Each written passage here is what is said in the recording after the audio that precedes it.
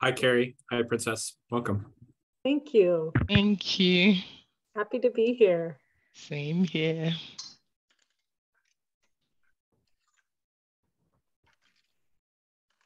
Hi, Kurt. Good to see you. Welcome, Andrew. My name's New. I'm the facilitator, so I like to let you folks in early. I was just saying, you know, new folks always come early. I love that. Yeah. And so. And we're giving everybody a chance to get situated too. And so all the technical pieces of our meeting. So welcome. New, do you want me to put up the slides? Sure, whenever you're ready, yeah. Just if there's anyone here from oh,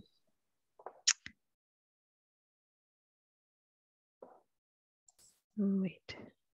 Yes.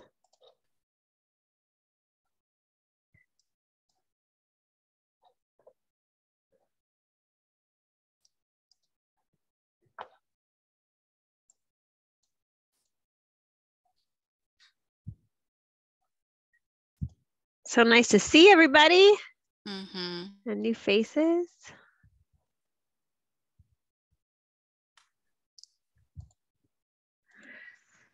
Let's see here.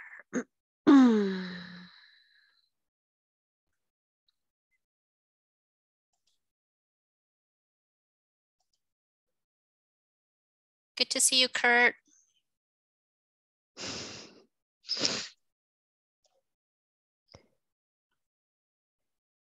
Kurt, how are the since we're just gonna wait a few minutes, how are the Pride events going? Oh, they're going great.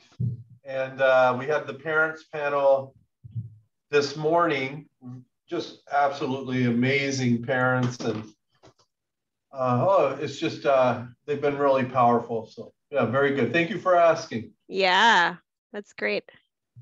Great to hear. And they're scheduled all month, is that correct?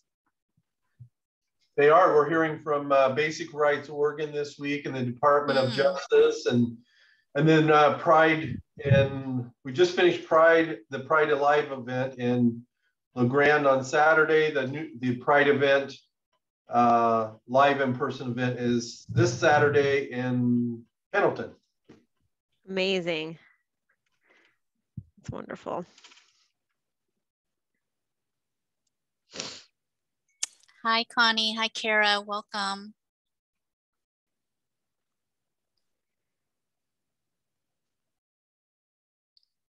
So I have that it's 3 minutes after 1. I'm still looking to see that how big of a group we have here.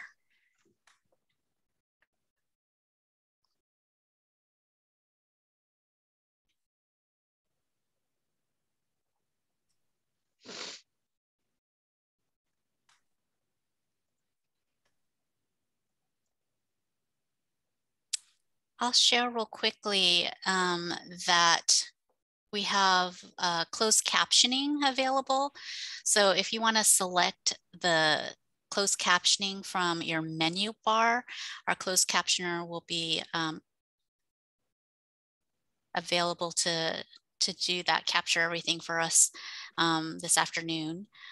We also have Spanish interpretation that is available. So to get that, you go down and you select in the toolbar Spanish or English. So if you're an English speaking folk, please go ahead and select English speaking, and then that should just put you in the English speaking channel. And then we have Carlos, who is our Spanish interpreter today. Why don't I pause, Carlos, if you want to make that announcement. I don't see our person on, but you can go ahead and make that announcement. Buenas tardes. Si alguien desea escuchar la sesión en español, por favor, lo que van a tener que hacer es en la parte inferior de la pantalla, va a haber un globo para tener que apretar el globo y le va a dar la opción del canal English o Spanish. bueno, escojan el que dice Spanish y ya me escucharán a mí en español. Lo van a ver en unos minutitos. Gracias. Thank you. Thanks, Carlos. I appreciate that. I appreciate you. Also, if you're a member of the public, we invite you to introduce yourself in the chat. We're not going to be having any opportunities for public input today on anything that we're covering.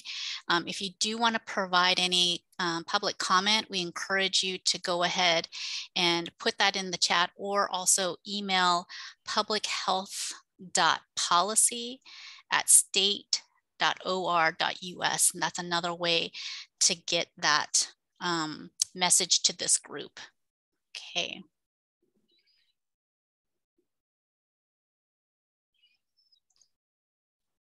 I think we should go ahead and get started. I want to welcome everyone this afternoon. Again, my name's New Toe Haynes. I am the facilitator for this group. I want to start off a little bit by sharing a quick little story. I've been reading a lot about hosting and gathering and things like that. And it's a funny thing happened to me. It's not a joke. A funny thing happened to me yesterday afternoon. I was in Portland area, and I was at this event called the My People's Market. It's hosted by Prosper Portland, and it had a lot of folks, Black, Indigenous, people of color, bring their, market, things that they've created to this marketplace. And it's really a way to celebrate not only diversity, but bring people together and celebrate. And I was introduced to this fellow. He is the executive director of a local radio station called The Numbers. And it was really interesting because he actually knew my daughter, who's graduating high school, and she's done an internship with him. And so she wanted me to meet him. And he goes, "Hi, my name's Ambush. My name's DJ Ambush." And I was like, "Oh, great to meet you, Ambush." We started chatting, and we started thinking, he was talking to me about ways he wants to get connected with the community. He's from Philly, African-American. And I said, "That's great." And I was like, "So let's get you connected." And I said, "What's your last name?" And he's like, "No, I just go by DJ Ambush." And I was like, "Okay." And I'm thinking, but I need a last name. And then I thought, well, maybe I don't need a last name, because all of our formalities kind of get in the way of connection, right? And so it made me think, I was like, as a person who gathers people and hosts people for a living, perhaps I just need to be thinking that I'm a DJ today. And today I'm going to be DJ Nunu, because that's what people call me sometimes, Nunu. And so that is going to be, I'm here as your host. And we all know, we've been to parties where if the DJ is not working well, it's a bummer of a party. So in the next 2 hours, I really hope to be a good DJ for you folks. And with that, all our new members are probably going, what did we just step into? So we want to say welcome to Andrew, welcome to Princess, welcome to Carrie, and then also welcome to Rebecca. I'm not sure if she's on yet, but here we go. So with introductions, I would encourage that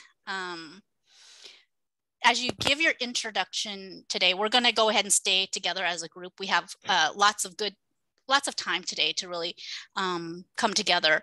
And because we have new folks, we want to stay as a group so that everybody gets a chance to see one another and hear from one another. And so with that, I would encourage you to introduce yourself. If you have a DJ name, please, let's hear it today. I would love to hear your DJ name. And also tell us what region of the state that you work with. Okay, that'll help give all partnership members an opportunity to visualize where we're representing people within our state. Okay, so name, your DJ name, and which area of the state you represent. So I'm going to kick it off to Kurt, if you don't mind starting us off. And then after Kurt, I'm going to go to Alicia. Good afternoon, everyone. I'm Kurt Toombs. I'm the Chief Executive Officer for Eastern Oregon Center for Independent Living. We have 4 offices, so I represent 13 counties, but I'm in Ontario, Malheur County today. We have an office in Burns, Ontario, Pendleton, and the Dalles. I live a boring life, so I don't have a DJ name. I get called Cliff Clavin a lot from Cheers, but that's about it. I like that. DJ Cliff. All right. Thanks, Kurt. Appreciate you. Alicia, and then we'll go to Carrie. Hi, my name is Alicia Overstreet. I am the Vice President and Secretary for a grassroots nonprofit organization called Oregon Family Advisory Council.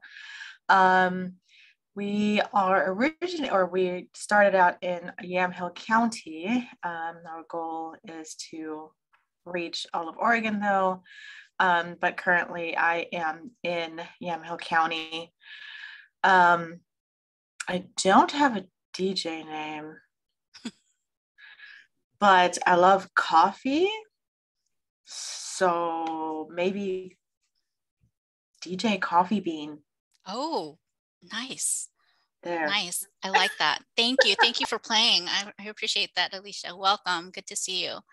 And we'll go to Carrie's one of our new members. So Carrie, I'll have you go, and then I'm going to go over to Ian after you. Go for it. Okay, Carrie Prechtel, she, her. I'm with All Care Health and in Southern Oregon. So I live in the little town of Talent, which is snuggled up next to Ashland. And I've gone through several DJ names, but including DJ Babble, which is kind of what I tend to do, or DJ Mom Jeans, only because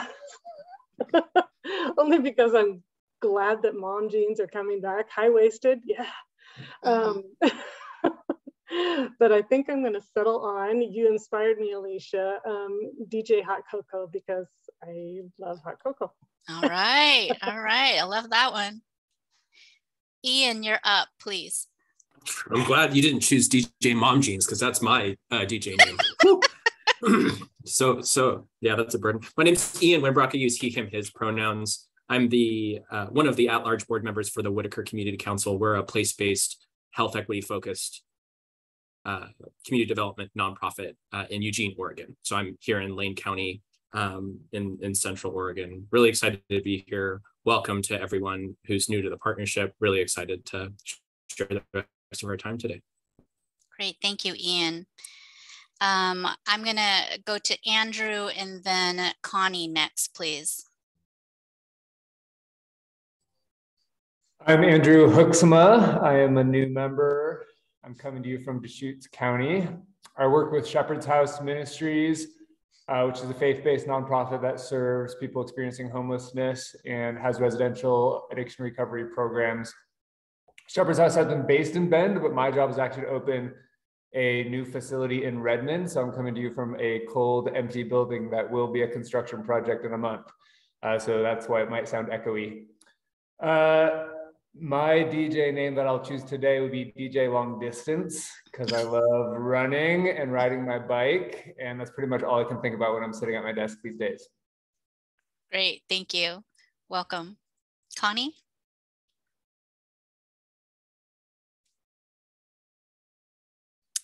We can't hear you, Connie.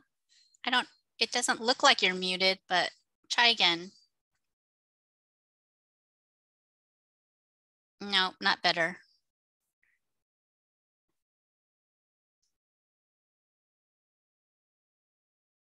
I'm not sure. Can others hear Connie?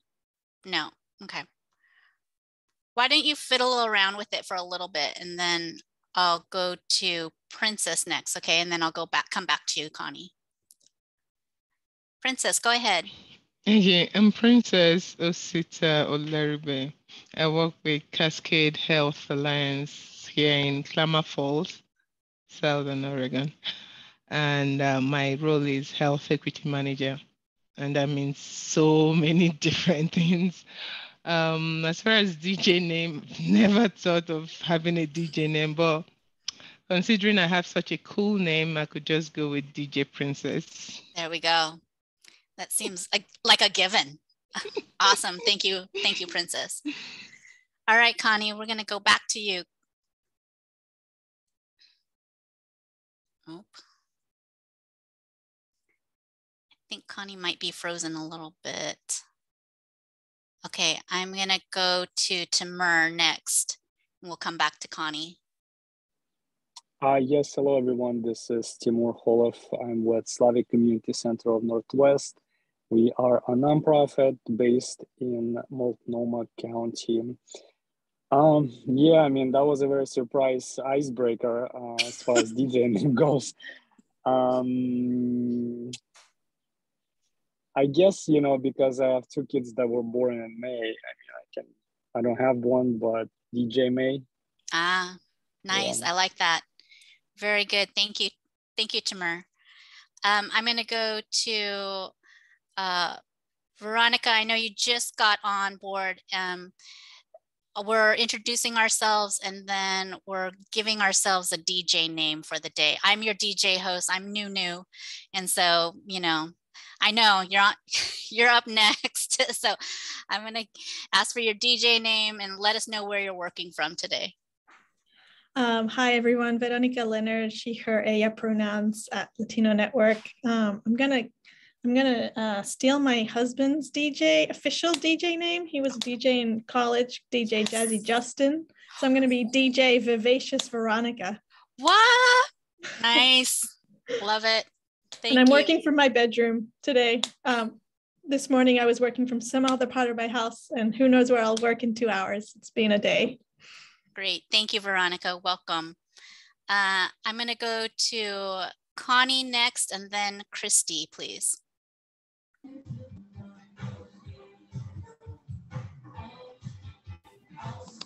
Oh, yes. Yes, Connie, we can hear you. Thank you.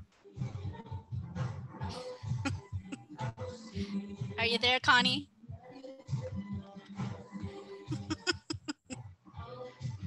I call her DJ Sheila E. Can you hear me now? Yes, I can. Oh, you must be hearing the music. Yes, I am. We appreciate it. Thank you. Oh, God. Anyway, is it my turn yet? Yes, it's your turn, ma'am. Okay. Hi, I'm Connie Dillinger. I'm with All Care, the CAC, and I know I'm not supposed to use those, but Community Advisory Council. And what else was I supposed to say? What I do? I did. Oh, my DJ number. It's Deal Doctor. Deal Doctor. Okay. Yep. Thank you. Thank you, Connie. I'm going to go to Christy, and then Kara, please. Hey, everybody. Christy Hudson here to help staff your meeting. Connie, I love the music. Coming from Minnesota, I have a great appreciation for anything Prince influenced. DJ Chud is what comes to my mind. I don't know. It's not a very hot DJ name, but for a while, my nickname was Chud. There's a long story. Thank you. Kara. For another time. Thank you. For another time. We'll go to Kara and then Sharina, please. Sure. Good afternoon, everybody. I'm Kara Biddlecombe. She, hers pronouns. I'm with the Oregon Health Authority. I was going to do DJ Care Bear was my childhood nickname, my older brother. Like I grew up and I was born in the 80s, so Care Bear time. No, there you go. Sharina, please. Hey everyone, Sharina Walker, she, her pronouns. Working from my home today in Portland. I don't know, I'm really sleepy today. I think it's the weather and it's just being a Monday. So I was thinking like DJ Sleepy, which actually might make me the like most boring DJ in the history of DJs. So, but maybe that's fitting, I don't know. I appreciate the honesty. Thank you, Sharina. And again, welcome everyone. We do have some members that will be joining us a little later. And so we have some regrets from both Esther and Jennifer today. And so just kind of keeping that in mind that we have some new members and welcome for the rest of you. I do want to make a quick reminder that I want to say thank you to Ian. Today is Ian's last meeting with us. Ian will be traveling far and wide to continue his education piece. And so we want to say thank you to Ian for all the work that you've done over the past year and your leadership with the partnership. So thank you, Ian. You will be missed. All right. Again, today, DJ Nunu is your facilitator. We have Christy Hudson as our OHA staff lead, whom many of you know. Heather Owens is helping to provide any type of technical support. I don't see her on the line just yet. And so if you need to, don't hesitate to reach out to myself or Christy in the chat if you need some type of assistance. We want to welcome the new folks and thank you for taking time to really connect with one another. I know that was a kind of a little off the general script, but sometimes that's really important as we come together knowing that this work that we do is not just around policy, but it's about trust and it's about thinking about who we are and how we come to this work. And so thank you for going along and just being gracious with me with my thoughts. Today, what we want to do during this time is really think about some of the follow-up pieces from our in-person meeting from May. Thank you to all of those who were able to make it not only in person, but online. It was a really great meeting. What we want to do is kind of go back to some of the things that we had discussed. The first piece is we're thinking about reviewing the decision-making process that this group utilizes when we come to make decisions. We know that we also want to touch on reviewing how we come to decisions in a consensus basis as a group, okay? So the first piece that we want to take time to discuss is when it comes to decision-making process, we generally use the thumbs up, thumbs down, right? It's consensus driven.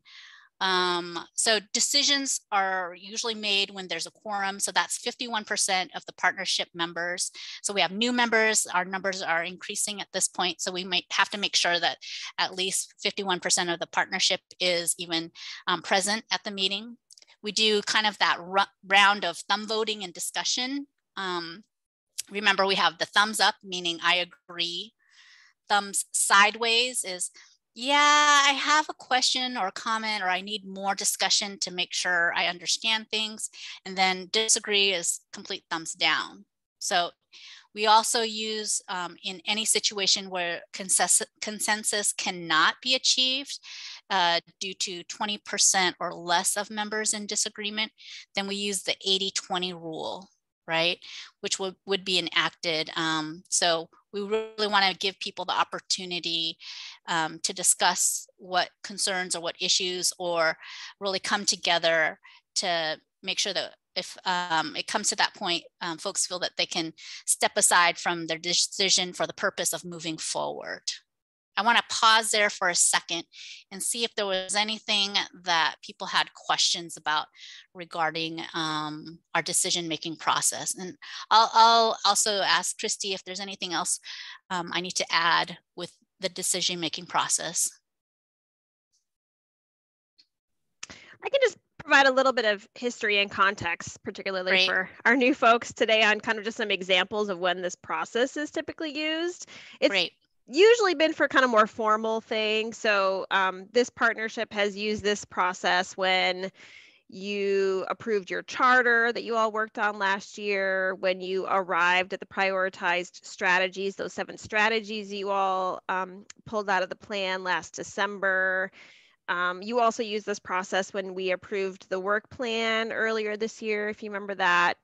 Historically, the previous partnership, so Kurt, you might remember these days, we use this process when setting the vision and the values. This process was also used to determine the priorities for the plan. So it's typically used for kind of bigger, more formal moments historically. So is it just majority rules in general, or does there need to be with the thumbs up voting that everybody agrees, or? how does that work?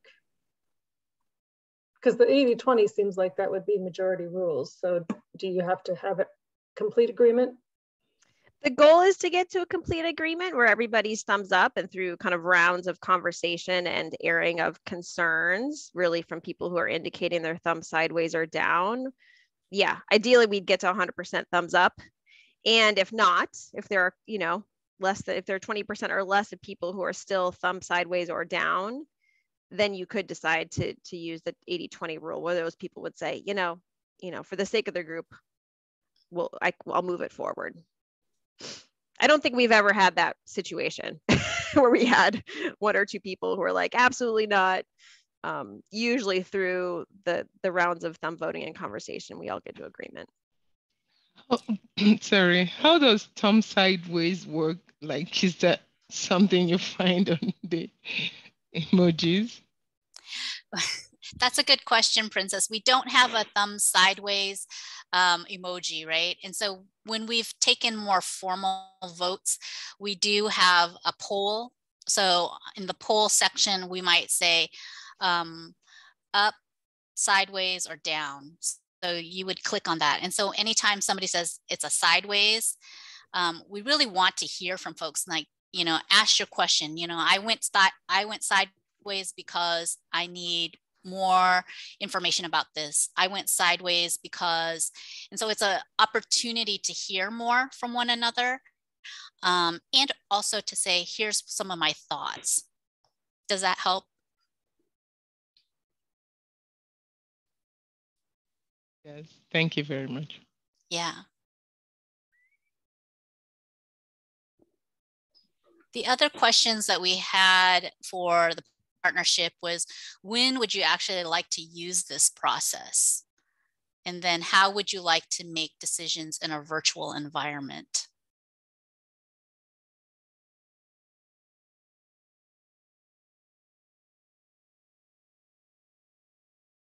Perhaps we can start with that first one. When would you like to use this process? In more formal situations?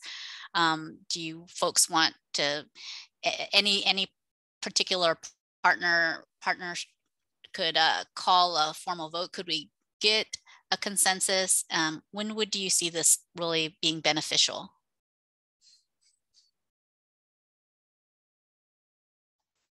I was just thinking, when we have certain things coming from OHA, like the POP and different things like that, I think that's a good time to use that process.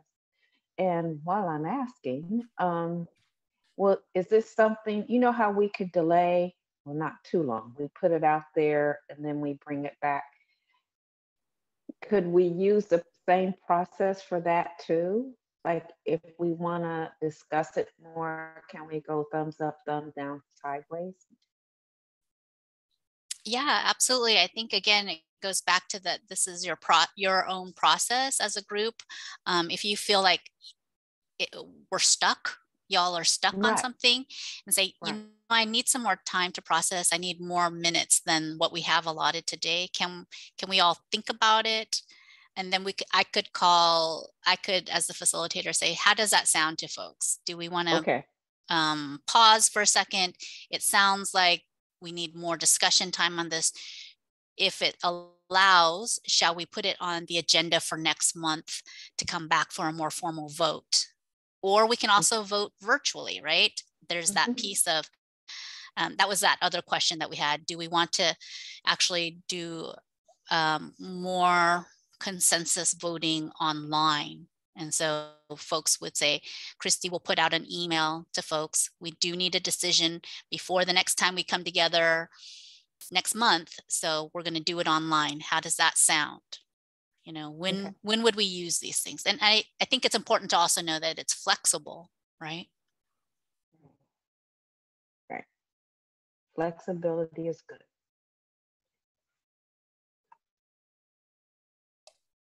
I would agree with Connie that if we, because I think generally, having worked with this group over the last few months, and I'm quite confident that we can continue doing it this way. But I think usually or my experience has been that we have discussions, and then we come to an agreement, and consensus doesn't necessarily mean that we have to absolutely agree with every part of the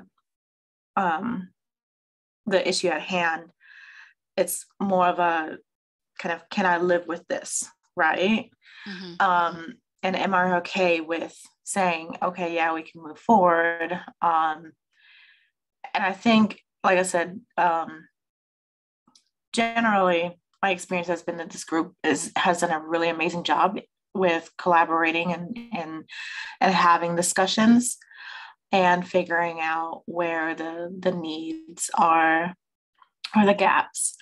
So I think this more formal process would be probably more helpful when we're doing things like Connie was saying, like moving the pot forward, or legislative concept, or things like that, or the charter agreements, agreements that are more along those terms. And I would really love to try the virtual decision making through email, so that, because what I've heard a lot is that, well, we're constantly having to push things off to the next meeting, and then it takes up a lot of time in terms of just voting on it in the next meeting. Mm-hmm. But if we have the opportunity to vote via email or some other form,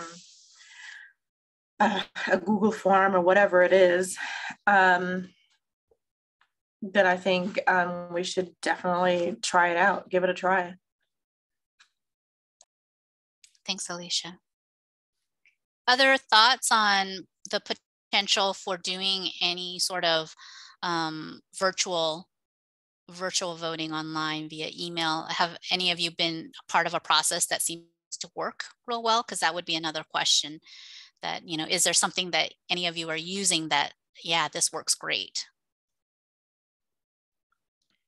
To Alicia's point, I have used Google Forms a lot when I'm in committees where we need to take a vote between meeting sessions. They create a Google form and send it out, and they give us a specific date and time by which we need to vote. And that builds the quorum, so to speak. And then we are able to do our vote, which in this case would still be, I'm imagining a thumbs up, thumbs sideways, thumbs down. And it's really helpful because that way you don't have to delay things until the next time the committee meets. And then back to your first question, around when should we institute voting? I think anything that's related to a funding decision, something like the POP, or if we're changing our charter, would make sense to have it be more formalized. Okay.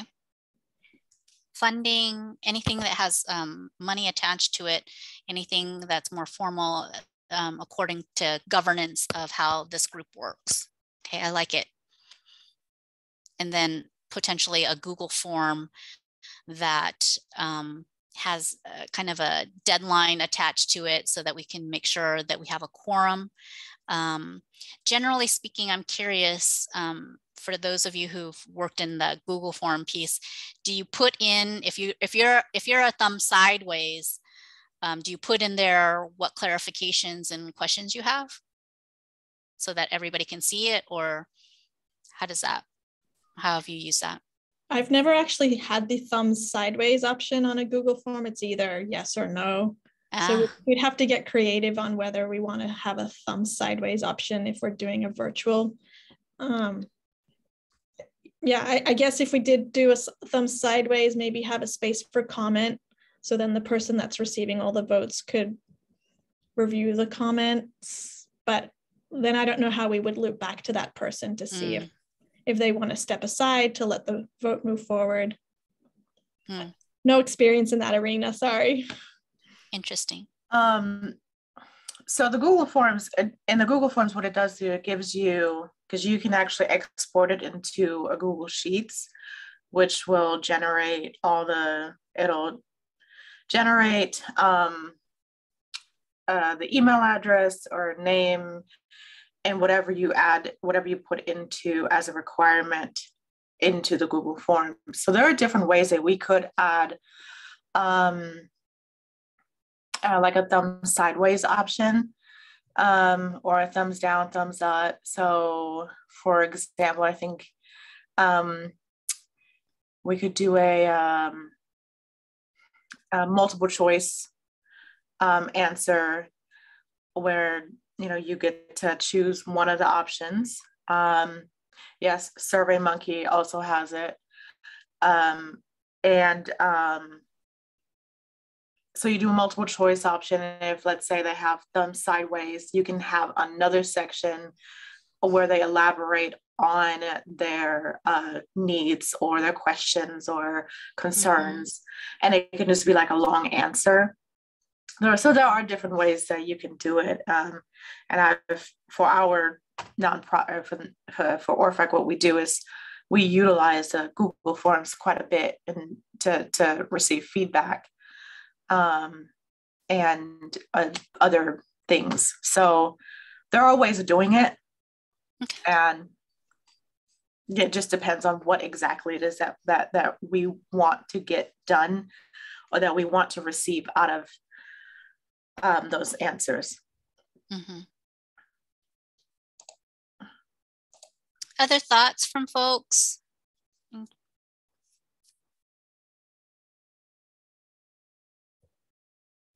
I wanted to add that, I mean, I guess it's a given. In the meetings, if we have questions and want inputs from members, I think it will be a very easy thing to have the poll that people can easily just click on, and just to be sure that everybody's voice is involved. And it doesn't have to be very serious questions like funding things, just to give people a sense that their opinion is being incorporated in whatever little decisions we're making in the meetings. Yes, Princess, thank you. I appreciate that. Christina, I really try to let you all lead that process. And so sometimes we do throw out how about we get a sense of the room, right? And sometimes that's not always easy virtually because there's not that sideways option. So we'll throw up the poll and get a sense from the group. So yes, thank you for that reminder that we can do it that way too. I want to say welcome to Jess. Good to see you. Welcome to Heather. Heather is also one of our OHA staffers if you need additional assistance today. Andrew, did you have a comment on this? I thought I saw you kind of want to jump in. I wasn't sure. Watching my mute button. My experience in just online or like email decision making is that I think either the facilitator or Christy, you know, there's some decisions that definitely require the back and forth conversation. Obviously, those are better saved for meetings when possible, but then sometimes it's a matter of what we need an approval about, whether it's timing or a simple aspect. And I think I trust you two to make that decision about what's best held for a meeting for a week or two, or can be done in between. Great, thank you. I appreciate the trust. We also throw it right back to you folks a lot. So, all right. Do we feel like we have enough here to kind of move on? Christy, what do you think? So I'm hearing a couple things. We like the idea of if there's something that needs to be done in between meetings that we really do need some vote on, and we will have that discussion. We'll send it through a Google form. There's potential for that. We'll talk about that in a little bit here, in between meetings as a way to gather this group and make sure that we hear from you folks. I think there's also the piece of checking the pulse of the room with the Zoom poll and seeing if we can move forward on certain things as well. Anything else that I missed, Christy? No? Okay. So let's go ahead and move forward. The next piece that we want to talk about is just kind of reviewing the guiding group agreements. This is something that we started at last month's meeting. Well, we started it before, but we had a little more formal pieces and took a look at those guiding group agreements. And so let's see, do we have that slide? Great. So what we had put together was right before you here. You can see these are some of the things that we wanted to put forward as group agreements. We can do a formal vote on it, if you will. So some of the things are step up, step back. Step up, step back is really for those of us who are verbal processors. You know, what we want to do is step back a little bit so that for folks who are more internal process can step up and give space to those folks to actually give them an opportunity to process and share items out loud. Also, welcome different communication styles. And that piece was also, you know, knowing that some, again, are verbal processors and some may be more visual and need more visual ways to describe things or learn about things. Assume good intent, intent versus impact. Stay curious. We'll use breakout rooms to air concerns, moments of ouch, and we can talk about that. Use of restorative justice practices and share back outcomes with the full group, and then commit to honesty. So the use of breakout rooms to air concerns, the moments of ouch.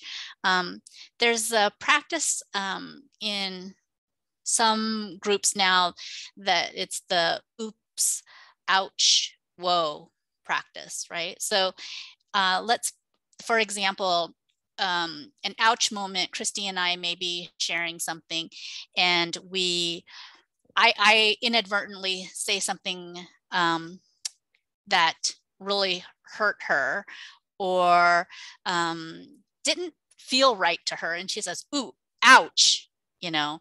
So that's an indication for me to say, hey, I just said something that she didn't take well to. It hurt her, right? And so that's a way to signal to our colleagues like, hey, whoa, you know, ouch, that hurt. And so that's an opportunity to say, you know, oh, connect with one another in honesty to say that there was a misstep there, right? And those are simple ways within our meeting to say, ouch. The oops part is like, I may have said something, I said something that was not, didn't sound right or was offhand. And I say, oops, I'm sorry, you know, that's really not what I meant, oops. So that's another way. And then the whoa part is perhaps we just need to slow down, like, whoa, whoa, whoa, let's slow it down a little bit. So that's the whoa part of a conversation. So those are those types of opportunities for us as a group to, again, not only build trust and that commitment to honesty in not shrugging off things, but also bringing true communication to what's happening in the group. I'll pause for a second, see if folks had any questions about any of those things or how they've seen these things play out in virtual settings or in face-to-face settings. Thoughts? I have an experience. I mean, I wish I knew about the oops, the responses.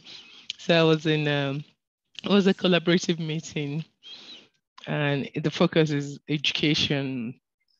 And one of the leaders was talking about the public schools and how there was need to improve the sanitation and the facilities that the kids use, so the restrooms and all that. And he said, I am telling you honestly, if you entered these bathrooms, you would think you're in a third world country. And I was like, Wait, hold on. What do you mean? Like seriously? Because I mean, I'm supposed to be coming from one of those countries that my toilet doesn't look like what you're imagining. So I wish I knew to say ouch. But anyway, he apologized. That is a perfect example, Princess. I thank you for your openness and your willingness to share that. But that's exactly the piece that this is all about, right? So until we really understand how we've hurt somebody, and again, intent versus impact, right? And that's a perfect example. Thank you.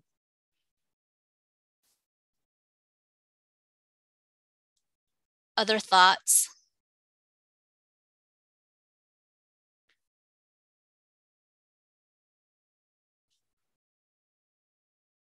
Other thoughts on any of the guiding group agreements? Are there additions that folks want to add since we last met in May?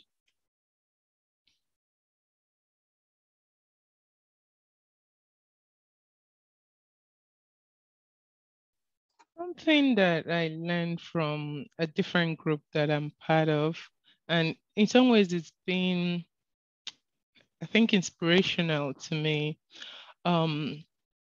It's more like thinking with an abundance mentality as against scarcity mentality, because a lot of times it feels like there's nothing else we can do. There's not enough to make this happen. We just have to stay at this point. I think that a kind of mindset is important in trying to bring change and solutions to real issues that people feel. There's nothing that's impossible, and we just have to keep working at it and finding other ways, even when we face roadblocks. Okay, how else can we make it happen? Yeah, great. Thank you for that, Princess. I was thinking about when we stay curious, that does, and commit to honesty, that helps bridge that communication gap. And I think that's why we pick those two, because they're very, very, they work together. Staying curious and being honest, I think they work together. Is that something we want to add to that piece? Commit to honesty, stay curious. We can add that as another bullet. Is that something you'd like to see? Can we just roll up either the stay curious, comma, commit to honesty, or commit to honesty, stay curious? Sure. What does everybody think about that?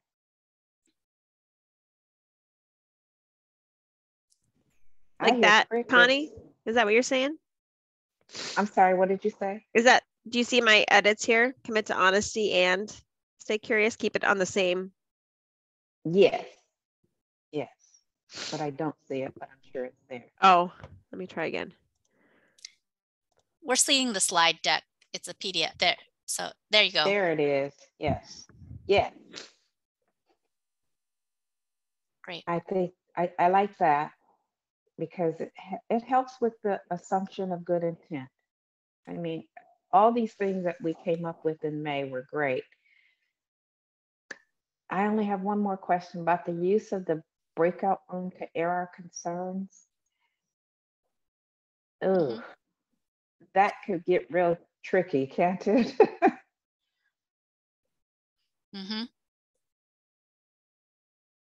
Okay, we'll deal with it when it happens. Yeah, things are tricky and messy, right? Yeah. And the piece that I think is encouraging is that we don't want to be afraid of the messiness, right? Right, and we don't want to alienate voices. Yes. We want everybody to be heard at the table. Not only can you sit, but you can eat at this table. Okay? Thank you, Connie. You're welcome. I love that, Connie. Not only can you speak, but you can eat at the table. That's cool. That one was the one that gave me a little bit of a concerned too about the breakout rooms. If the person that you want to talk to air concerns, if the person that you need to air concerns with is the person, you know, as opposed to, you know, a couple people saying, can you believe what they said? So I guess using breakout rooms to air concerns sounds great if it's done constructively with the people who need to actually talk to each other. Right. So that goes back to intent versus impact, and commit to honesty and stay curious. So all these group agreements are just gelling. For me, they're gelling good. I like every single one of them. Wouldn't change anything. Well, Thanks, Connie. Change, but that's it. You're welcome. I see Veronica, you have your hand up. Go ahead. Thanks, Nu. Yeah, on the breakout rooms to air concerns, I think that was my suggestion last month.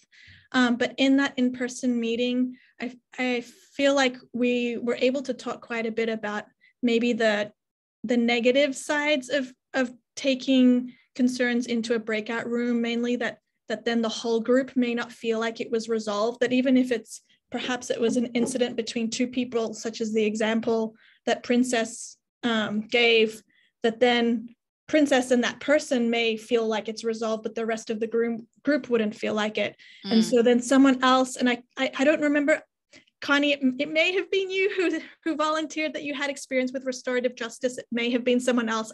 I apologize, I don't remember, but someone else then brought up their experience using restorative justice practices and suggested that instead of using a breakout room to just have those few people talking about it, that we use that in the bigger group to really be able to move through the incident together. Yes, it's coming back to me now. The cobwebs are clearing. Yes, I do remember that conversation. Yeah, I think Amy was also the one with knowledge around restorative justice as well. So there's quite a few of you that have that background. So thank you for that reminder, Veronica. So it sounds like we're feeling pretty good about this, with potentially some adjustments and perhaps even putting some of it into practice and then revisiting these group agreements. Would it be safe to say that we could move to quickly adopt this right now with a vote of, does that sound like we can do that before we go into our break? So this would be, the question is, the partnership agrees to use these as our guiding group agreements within our meetings. So the vote is thumbs up, thumbs down, no, I can't live with that, or thumb sideways, being yes, I have a couple questions, I have some comments, I have some concerns, I'd like to discuss some more. Christy? Do you want me to launch the poll? Please, I would love that. Okay. So we're gonna try it the poll way. So now go for it.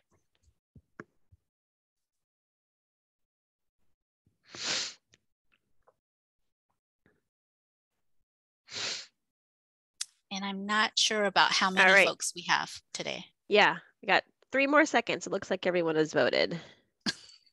So I will end the poll. Perfect. Now and share the results.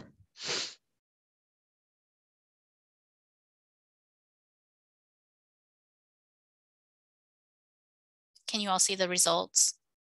Great. Well, that was probably the easiest vote this group will ever have on a Monday afternoon. So well done, everybody. Thanks for all that mind and body work and thinking and processing that through. So with that, we're going to wrap up this time. We're going to take a 10-minute break, and then we'll go through some additional outstanding business and some committee updates in our next hour. So we'll leave everything on for new members, leave everything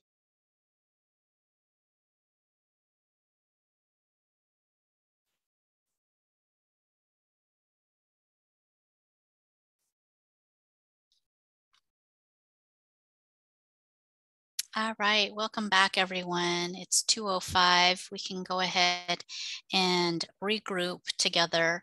I want to take a moment to have a couple folks. We have a couple partnership members that came in since the last time, and so I want to make sure that folks get an opportunity to meet them.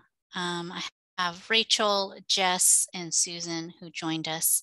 I did send you each a note asking about your DJ names. So I want to give you the opportunity to share your DJ names. Nobody's getting out of it today. So welcome back. And if you can kindly tell us your DJ name either in the chat or unmute, I will accept those today. We want to welcome you back. I know that I'm sure our new partnership members are super curious about these DJ names as well. And if you need to, you can ask me what's up with those after the meeting. So, oh, DJ Jazzy Jess. Oh, yes, thank you, Jess. Makes a lot of sense. All right. So for the next hour, what we're going to do is kind of go through a couple of business actions, outstanding business pieces that we need to get some decisions on. We're going to talk about the Healthy Together Oregon annual report and then policy option packages. What I'll probably do at this point is hand this over to Christy and then our finance committee for an update on each of these pieces, if that works for you, Christy. Yes, happy to. Thanks, New. All right, so as part of your meeting packet, we included a final draft of the HTO annual report. It's ready to go in English and in Spanish, just a little context and background. Per public health accreditation standards, the Public Health Division is required to do a state health improvement plan and report out on that plan regularly. So this is kind of historically something that we've done for the state health improvement plan. It's also a nice demonstration of accountability, right? To report back to community the things that are happening in relation to the plan. So that really is the intent of this report. And as the partnership, we really look to you all to formally approve this report today. And from there, we will kind of call it good and get it out to the world for sharing about the great work that has happened. In terms of kind of the process for pulling this report together, I kind of led a lot of that work in the writing and looked to partners both internally to OHA and our external partners as well. We pulled a lot of content from community health improvement plan progress reports that CTOs are required to submit to OHA.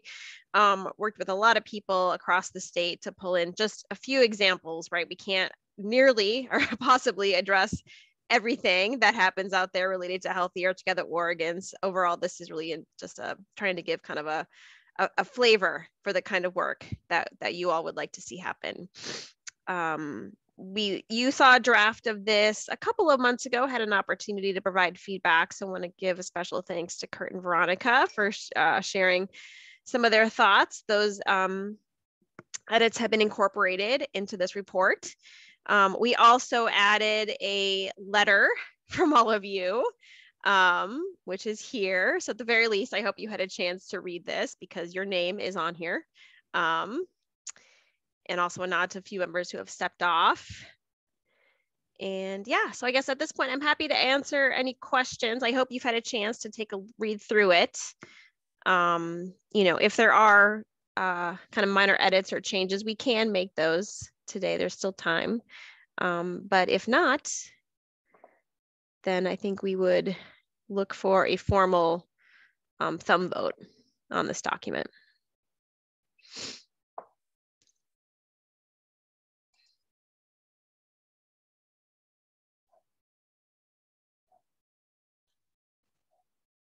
Christy, this is Kurt, and I have a question regarding my affiliation. We're no longer affiliated with the Association of Centers for Independent Living, so I don't know if we need to update that. Oh, okay. I didn't realize that.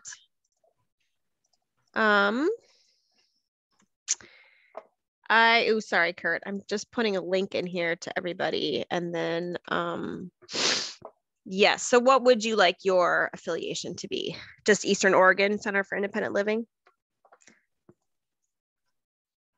Yes, that would be great. Thank you. Okay. Okay. I will do that. And do you also want that change on the PartnerSHIP website? I'm pretty sure that references association as well. That would be great. Thank you, Chris. Okay.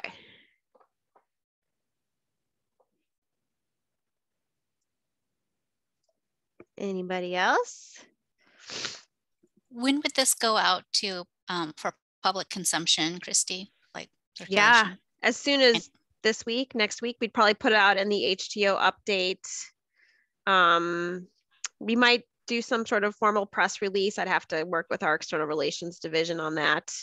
We would put it out through various, our usual networks, and also hope that all of you would share it through your networks as well.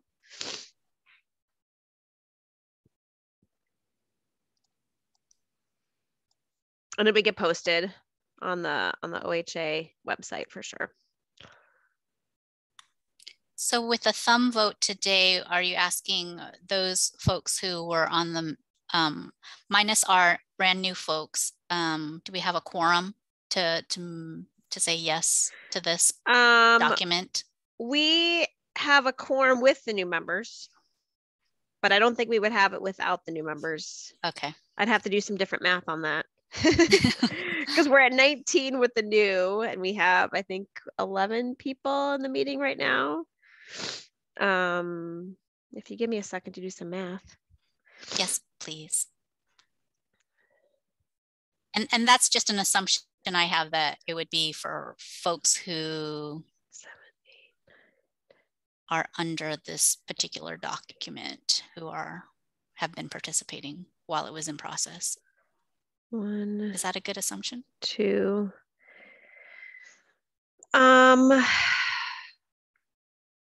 Yeah, I think that makes sense. So we've got 1, 2, 3, 4, 5, 6, 7, 8, 9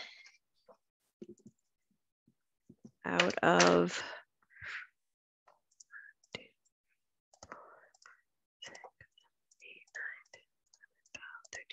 15. Yeah, either way, we have a quorum. Okay, fantastic. So shall we put up our poll again one more time?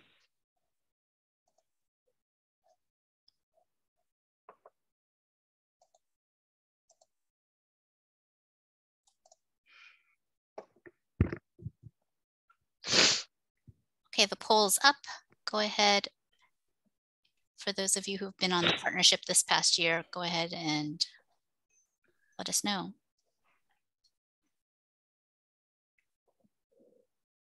Christy, I appreciate you and everyone who have contributed to this annual report. I think it looks wonderful. Thank you, Alicia. Thank you. Thank you for all your hard work. All right, looks like everyone has voted and we got 100%. Awesome. Fantastic. Yay! Fantastic. I'm well so done. ready to have this thing off my desk. Yes. Fantastic. Well done, everyone. And just as Christy said, now that it's available, we do highly encourage you folks to share it widely, utilize it in whatever manner that you feel is effective and makes sense for the communities that you represent. And for all of you new members, we highly encourage you to look through it, see what's driving the force, where our priorities are. It's a great way to recap for yourselves what this work is about, and then thinking about how you will use this in the future. And also, again, sharing it with your own current networks is a great idea too. Do folks have any questions about it? How about new folks? Do you have any questions about the annual report as is, or, anything for current members? Okay. We'll have opportunity for that as well in the future. All right, so let's go into our policy option package. I'm going to turn it over to both Veronica and Christy to kind of tag team this process and where we're at. And a lot is going on, and a lot more will be happening in the next few days, things that we need each of you to consider. So Christy and Veronica. Yeah, Veronica, do you want me to just provide kind of a background for our new folks?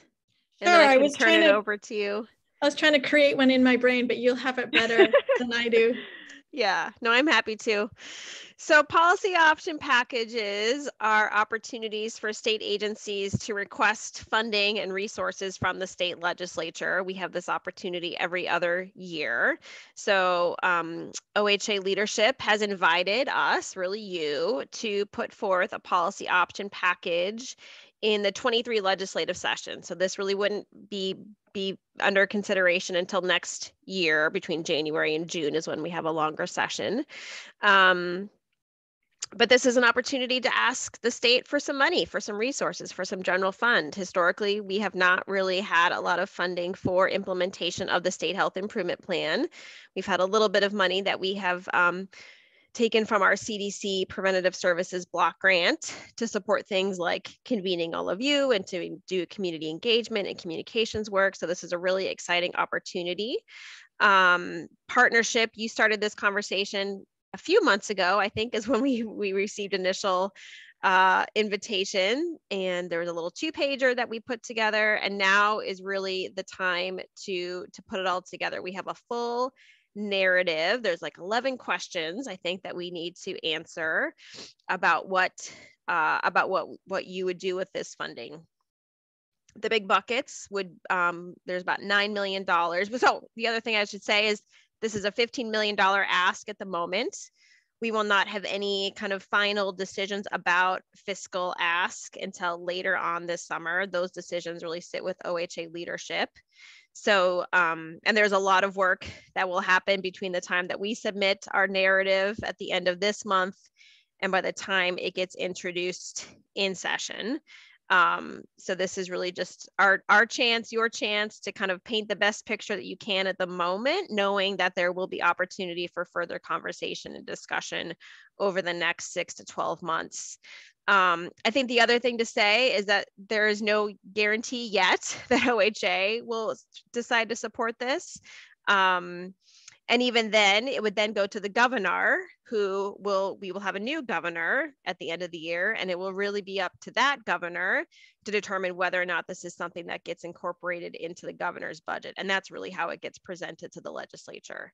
So this is the first of many steps to come, but it's really exciting. I feel everyone at OHA that I talk to is really excited about it. So it's a really good opportunity. Kara, do you have anything else, or Sharina?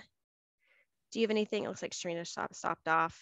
Do you have anything else you want to add before I turn it over to Veronica? Sure, everybody. This is Kara. Christy, I just wanted to let you know, on my screen it says you're sharing, but I don't see anything. Oh. So, I guess I would just. Oh, there you go. That's helpful. Thank you, Christy. I think the other thing that I would just kind of add is that OHA leadership is supportive of this policy option package moving forward. They've approved us to be able to move to this step. At this point, OHA is having conversations with the governor's office and with others to determine, how much resource we can specifically ask for, but have been given the go-ahead for the $15 million ask. So this full narrative document that you'll be talking about is the next step in that process.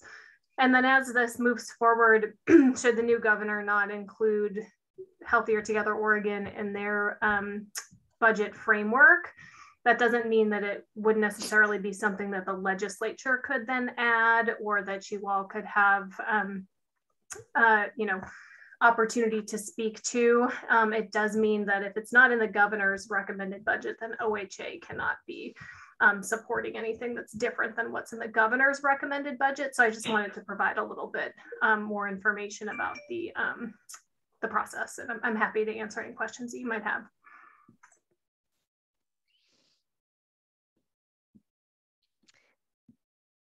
Thanks, Kara. Any questions about POPs in general from myself or Kara? Okay, seeing none, I'm going to turn it over to Veronica now, who's been a part of the Joint Policy and Funding and Finance Subcommittee for the partnership, who's really been leading the conversation and development of this package. Thanks, Christy. So what we as a committee need to do, or have been asked to do, is to review the draft document that Christy is working on and provide input for the narrative. So, a few weeks ago, we helped her put together the 2-pager. We now have about 15 questions that we can go into way more depth in, and provide much more detail to how we really see this POP moving forward. Christy has so far cut and paste from that 2-pager into the larger document and is needing to flesh that out. So we've put together this timeline. It is extremely short because we need to get it to OHA leadership by the 22nd of June. So we recognize it's not optimal, but we tried to make it tried to make it as best as we could. So the subcommittee met on Friday to review it and give Christy some initial feedback. And we are asking the broader group today to take this week to look at it and insert any comments or actual narrative ideas into the document. New just dropped the link in the chat box. I'll go back to the deadline. So we have this week. So by Friday, I believe June 13th is Friday. By Friday, it's the last day that we can receive comments from the group by Monday. So we even have the weekend for those of us that squeeze in work time over the weekend. We even have the weekend to review the document. And then Christy will be reviewing all of our comments and weaving them together into a solid narrative from the 14th to the 17th. And then we will have on the 21st of June, she'll send it back out to us and ask us for either a thumbs up or thumbs down. At that point, we won't have the opportunity to make any major changes to it. It would really only be like minor edits or grammatical mistakes. Really, our time to red flag anything would be this week. If you have the serious qualm about any of the ideas that we're putting forth in the document, between now and the 13th would be the time to say, hey, I think the direction of this document is not the direction that we had spoken about previously. So again, that June 13th is the most important deadline for us as a committee. Christy, I wonder if you could actually screen share the document so I can just run through it really quickly with folks.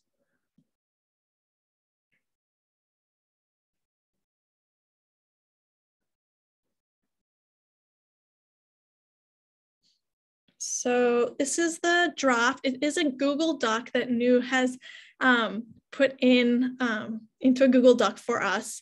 And you'll see that Christy has inserted comments to the side where she's asking for, or she's giving more direction in terms of what we're looking for, or kind of the background on what each question is meant to be answering. So for this first question, for example, under purpose, why does OHA propose this policy package and what problem is OHA trying to fix or solve? What you currently see in there, the text that's currently in there is directly lifted from that 2-pager that we had already worked with Christy on. And then you'll see some examples of comments. So the way that we're asking you all to review and add comments is where it's highlighted in blue. So you'll see that Amy put in an example for us. So, and this is just obviously just an example, she didn't really describe it. So she just put so that we could see Amy, semicolon, or social determinants of health are, and then you would put your comment there. You can see one from me. I'm asking for us to put in this paragraph some more information about OHA and how OHA hasn't historically involved communities or CBOs who represent us in the development and implementation of strategies. And so then Christy will be able to take all these comments that we're putting into the document and weave them into narrative. If you actually have like a few sentences that you would propose that she use, you could also do that instead of putting in a cryptic comment like what I did for her. So I'm going to go back in and actually build out some verbiage that she could use. And so you can do that for each question as you go through the document. We really want you to be focusing on the first, I believe, is it 15 questions, Christy, where we flip over to the finance piece? Yeah, the first 11. 11. There's okay. a note. When you get to the fiscal, you can just ignore all of that because we've got a fiscal analyst who's doing all the cost estimates on it. I'll show you that. Yeah, at the bottom of page 6, you'll see staffing and fiscal impact, and that will be completed by someone else on Christy's team. So we don't need to work on any of that. We will be putting a little bit more information about the positions that OHA plans to hire with this additional money that will help implement HTO.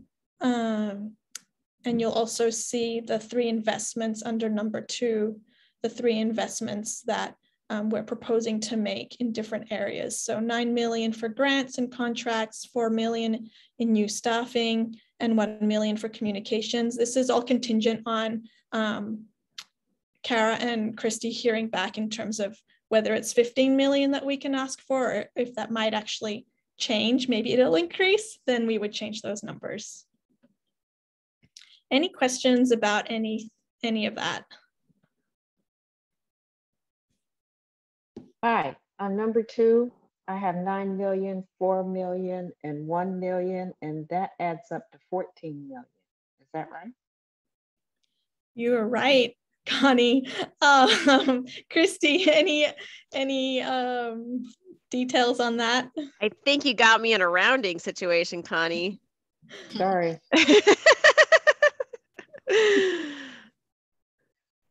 Yeah. Well, I just thought you would divide the extra 1 million with the partnership. I don't know. That'll help with all our DJ careers. Yeah, it will. Thanks for that catch, Connie. We'll take a look at that. I want to commend the finance committee. Thank you, Veronica, for that kind of, sharing of the process for everyone. This group really wants to encourage folks to give input, so that it doesn't rely on just this subcommittee providing input to Christy and the team. And so we really want you to take a look at it. Again, have all that information, give your input, put in your notes, whatever you want to actually say about it, put it in there by Friday, by Monday, so that you have the opportunity, Christy has the opportunity to utilize all of that to make sure that this is what you folks want.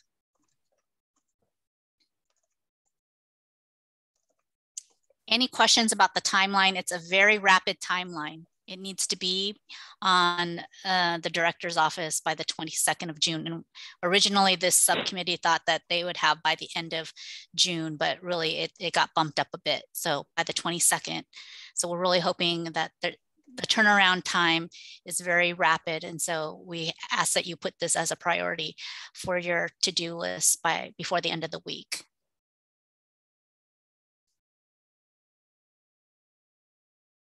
Any questions, comments? Can you go back to that page really quick? I'm sorry. Do you want the timeline, Rachel, or the I was looking the at actual document? The amounts, the money. Okay.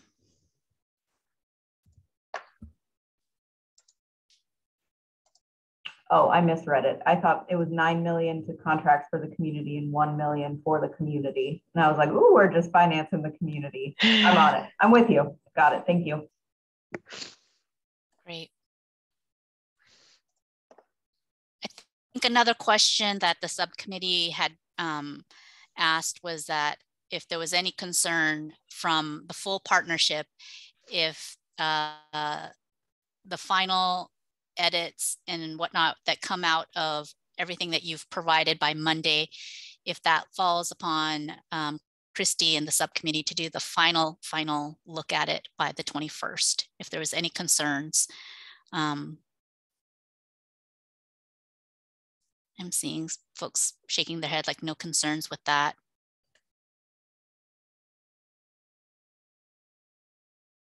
Because really, there just isn't enough time. I see a thumbs up. Thank you, Carrie. There just isn't enough time to kind of capture any more additional comments by the 21st to get it changed in time to get it on the desk of the director's office. So, but we did want you folks to actually see and provide comment before, so that that happens. Any other pieces, Veronica? You did such a nice job. Other finance folks? Okay, so we look forward to seeing all of those comments for Christy as she feverishly puts together the proposal. If you want to reach out to her individually and talk anything through and not have to do it on online, that's totally appropriate as well. So, and if you have questions for our finance folks are Veronica, Alicia, Timur, Kurt. Anybody else am I missing? Amy. Yeah. Mm-hmm. Amy's on vacation, so she might be hard to reach, but definitely reach out to any of those folks. All right. Great. Okay, so we're going to move on to our subcommittee. Our subcommittees report out. We'll start with the guidance committee first, and then anything else from our funding and finance persons committee, excuse me. Guidance committee, I'm turning that over to Alicia for a report out. Okay, sorry, I have my little one in here with me and she's insisting on watching Dr. Jeff. Well, I would like to know her guidance for the state of Oregon, so don't be shy. Okay, good. Okay, where are we at? Okay, so the guidance committee, we are looking for more members to join us. Right now we have myself, Rachel, Connie, and Susan. And gosh, yes, and Susan. And I mean, we have lots of fun together, but we do we would like to at least get one more voice on that panel as well. So for all you new folks, if it's something that you're interested in, you could reach out to any one of us. A brief description of what we do. Oh, the guidance committee. Yes. So the guidance committee, I guess what we do in a nutshell, we are the steering committee for the partnership.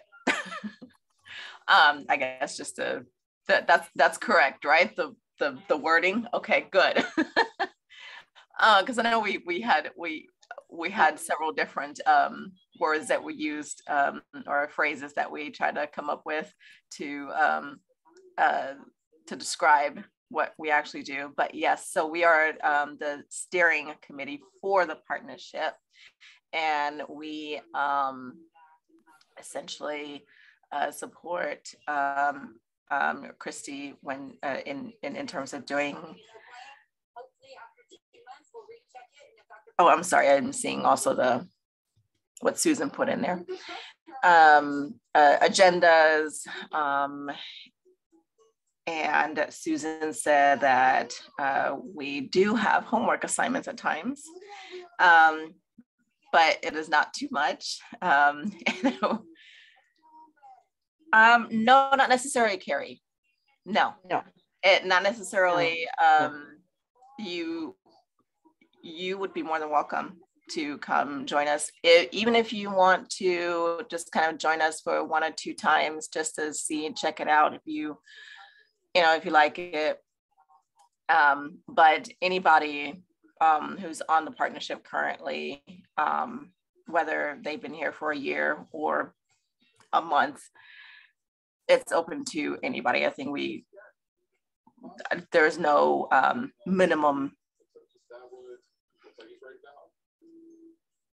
I'm sorry, I'm trying to read is there any organization chart for the? Alicia, I can take that if you want. Okay. Yeah. Because it keeps popping up on my end, so sorry. Yeah, well, and the questions are really about like the committee work more broadly too. So yeah.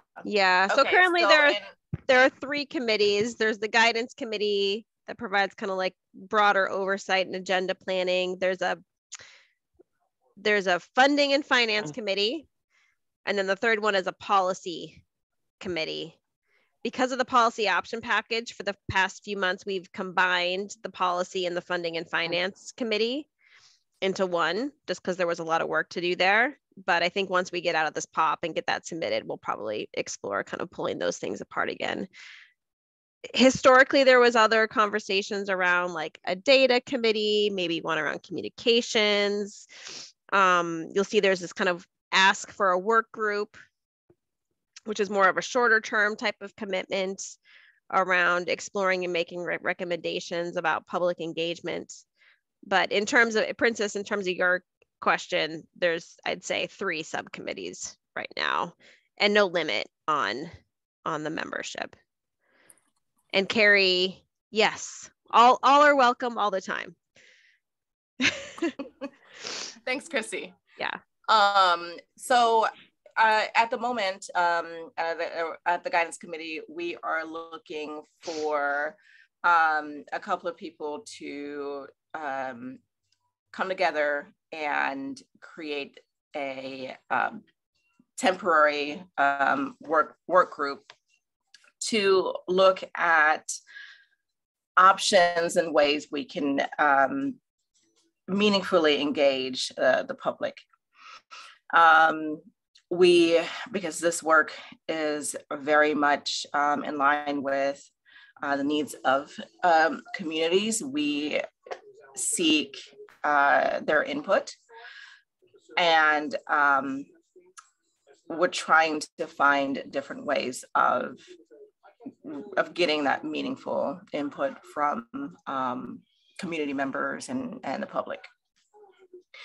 So it would be, I believe, Christy, you said it would be about what, 4 to 6 month commitment, and it would be a monthly meeting for around 4 to 6 months, correct? Okay. So additionally, we are in the process of recruiting representation from youth and philanthropy. So if you have any leads on in the area of philanthropy, we would also appreciate that. And we are in the process of developing an onboarding and engagement plan. So the onboarding plan is to hopefully make the transition onto the partnership a little easier. Sorry, I keep getting distracted with my little one, because she would have to come in right when I'm trying to present. So yeah, that's that's what we have here. If there's anything else anybody wants to share as well. And I know Susan has put quite a bit in the chat. So thanks, Susan. And I'm gonna get off here. Thanks, Alicia. Really appreciate your time with that. Definitely a nice group to way to kind of plug in. This last year, with the subcommittees, we found that it was a really good way to engage folks.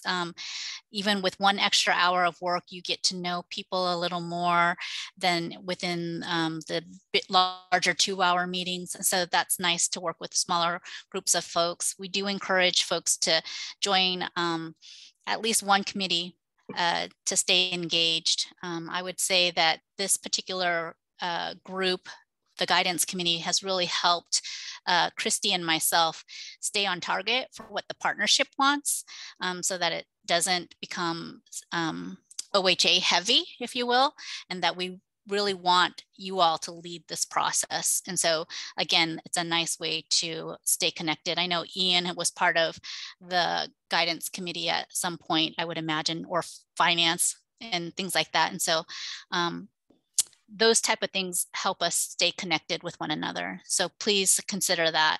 And then again, the ask for a few of you to come together as a small work group to think about how we can get public input. How does that work in a virtual setting? Most of our meetings are right now in a virtual platform.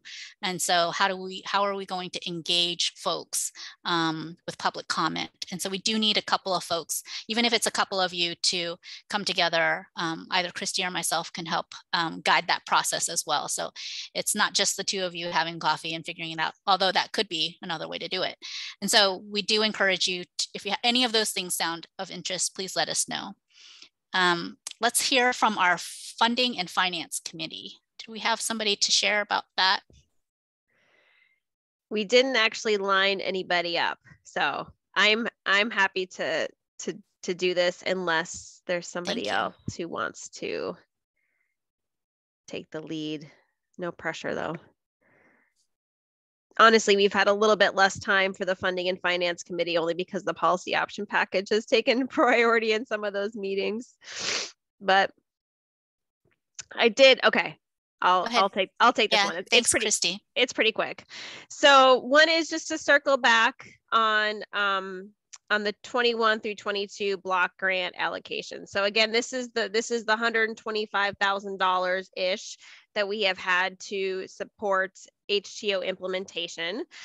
Historically, right, OHA staff would kind of just come together and decide what that money would be spent on. And with this year's block grant, we said, no, let's do this differently, and let's really let the partnership figure out what they want to do with the funding. So we had some conversations with the funding and finance committee. You talked about all of this. I think it was in February, after that committee had a chance to get together for the first time. And I think it was at the February meeting, we came forth with some various options. There were 4 scenarios. And the outcome of that conversation was, can you figure out how to fund all of those scenarios, kind of a blended approach?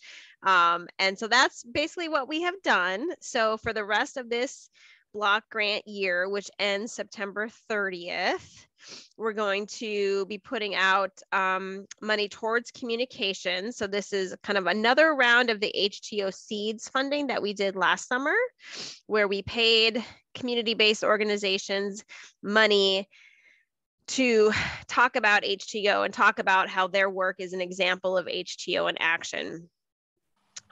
The big difference that we're implementing this summer, however, is that instead of asking CBOs to send us their content, which we were then putting out on like OHA Facebook and Twitter pages, is we're going to have communities just communicate about that stuff locally.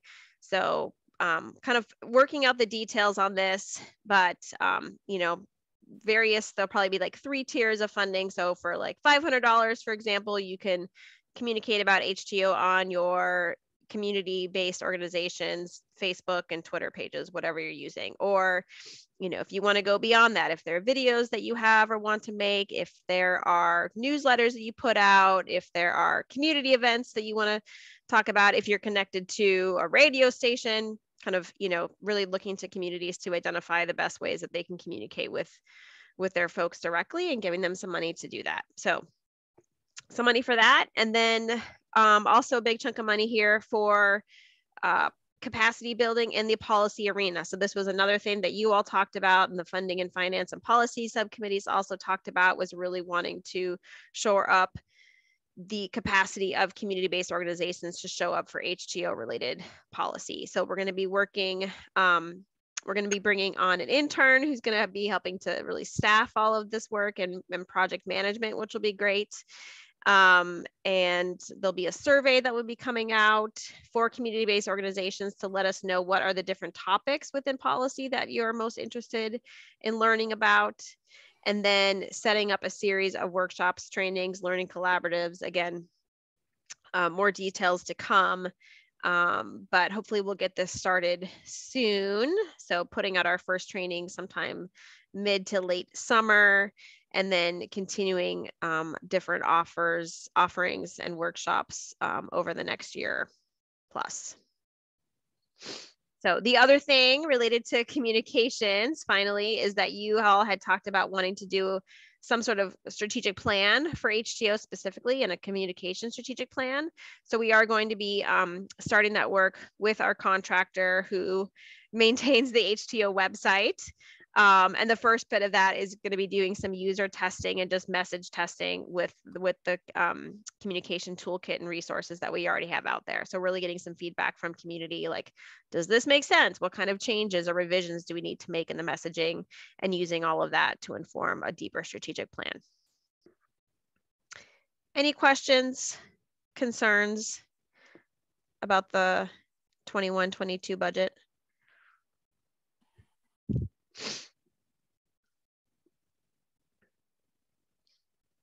Okay, then finally, super excited.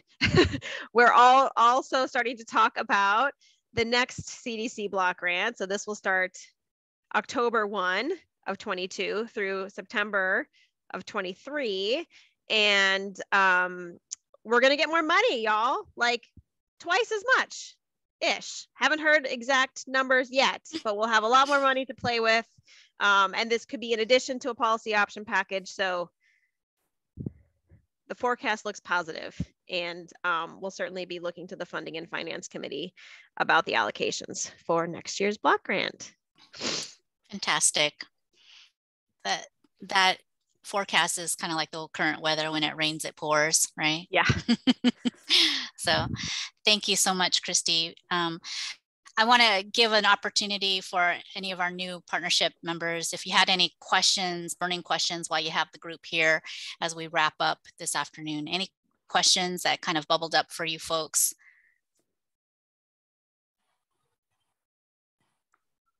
I came back a little late from the lunch, and I don't know if there were, I didn't see in the chat the Google Docs link, and I'm wondering if it's going to come with, say, minutes of the meeting or something. I don't know how communication goes after these meetings.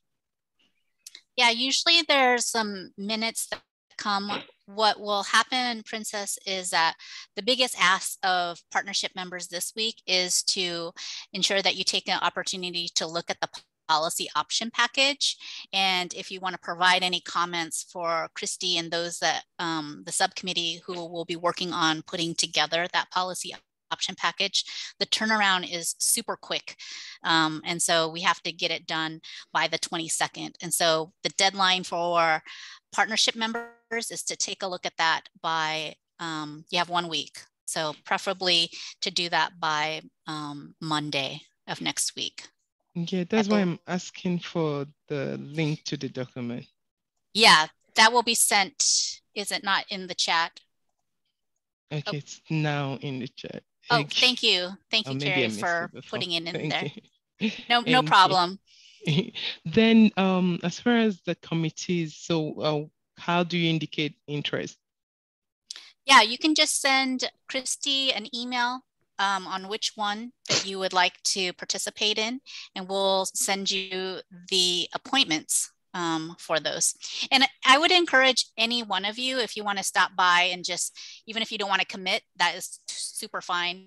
You can come and kind of hear, just as Alicia said, just come and you're welcome to come. I think it's a great way to onboard as we develop the onboarding process so that you can kind of learn everybody, meet everybody at one point or another individually too. So yeah, so if you're interested, just go ahead and shoot Christy an email and she will set you up with the appointments. Okay.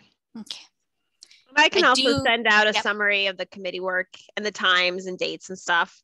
Yeah. And even if you have a conflict, but you're still really interested, just let me know. And, you know, we can try and find a time that works for everybody too. So, yeah. Great. I do want to give folks the opportunity to give Ian a vote of thanks.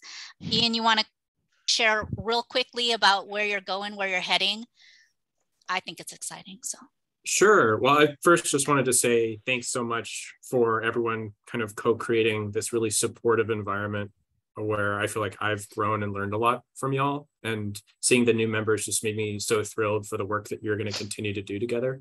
It's been really humbling to be a part of this group and to have our little neighborhood and community organization be a part of it too. I know the folks that aren't here with me were directly elected by the community that we represent are just, yeah, really humbled and thrilled that we had representation on this group.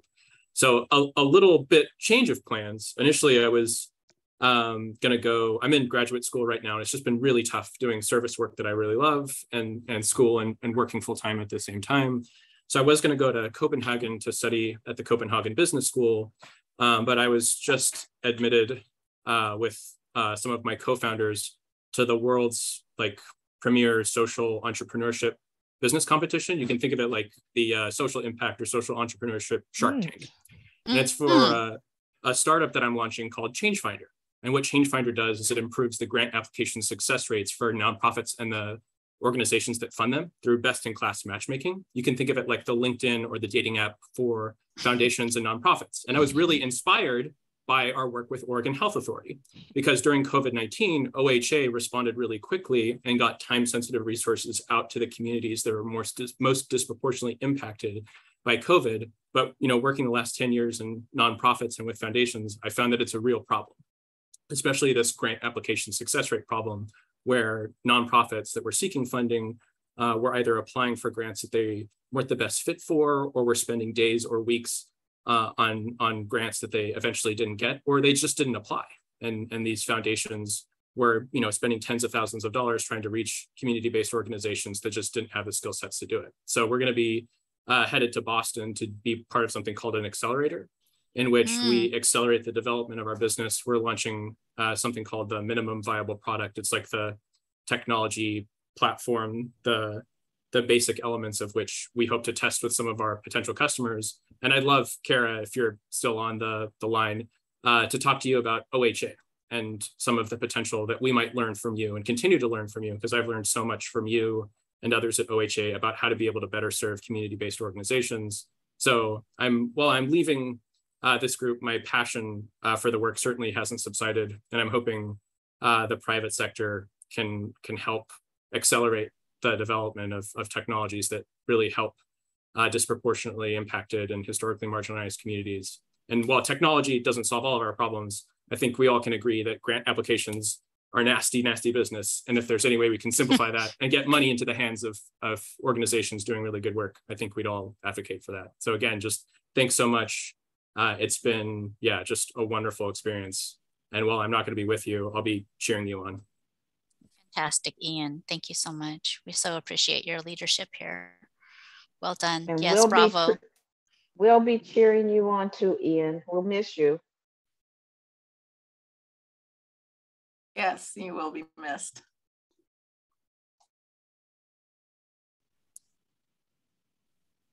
So cool, Ian. Thank you so much for hanging out with us this past year and change, and can't wait to hear what happens in Boston. Please keep us updated, okay?